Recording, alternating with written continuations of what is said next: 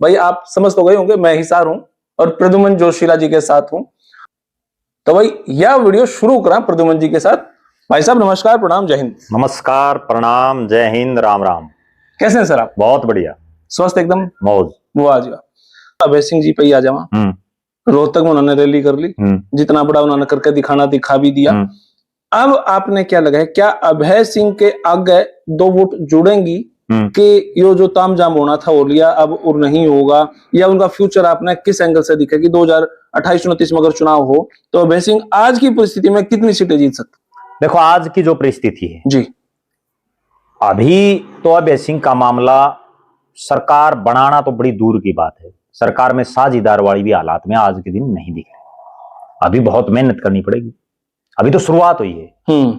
क्योंकि जिस पार्टी को 0 से उठी है, पार्टी एक था, 1 से उठी है, 1 से 5 साल में 2 पाई है।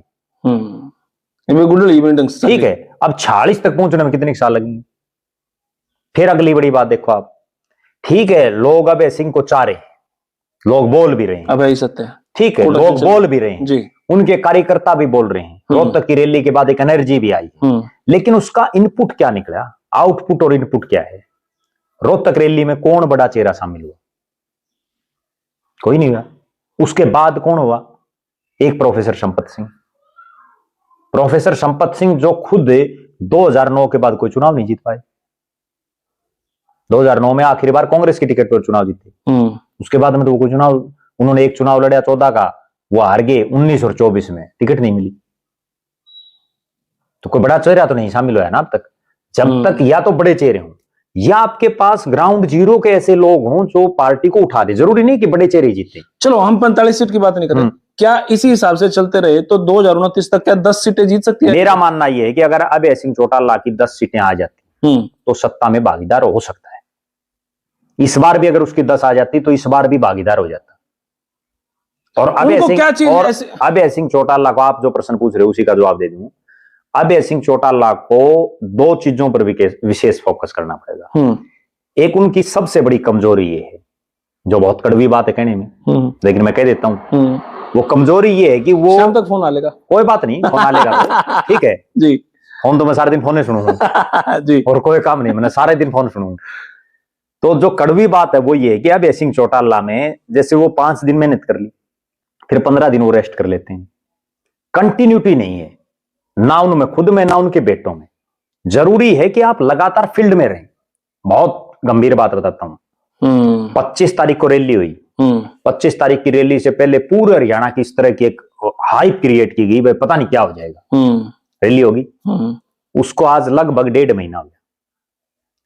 1.5 महीना होने के बावजूद अभय सिंह चौटाला ने जिला वाइज जाकर के लोगों का धन्यवाद तक भी नहीं किया। भाई हमारी रैली में आई, चिले चुले बैठे, बताओ कहीं कराओ तो। ऐसे पार्टी थोड़ी चलती हैं।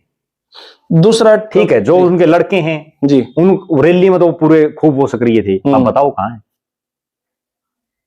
कौन सा काम आपने दिखा है? मतलब वो सक्रियता खत्म हो जाए इसलिए वो डाउन चले जाओ। एक सुनैना चौटाला तो कर रही है मेहनत, कोई दो राय नहीं। सुनैना चौटाला हर रोज फील्ड में रह रही, जितनी मेहनत सुनैना चौटाला कर रही है, अगर उतनी मेहनत अभय सिंह चौटाला और उनके दोनों बेटे कर लें तो 10 छोड़ो, आप क्या पता 25 भी आ जाए इंडियन नेशनल लोकदल की। 40 तो नहीं आनी, 40 के नजदीक भी नहीं है, लेकिन 10 नहीं, क्या पता 25 भी आ जाए, लेकिन वो मेहनत तो करें कम से कम।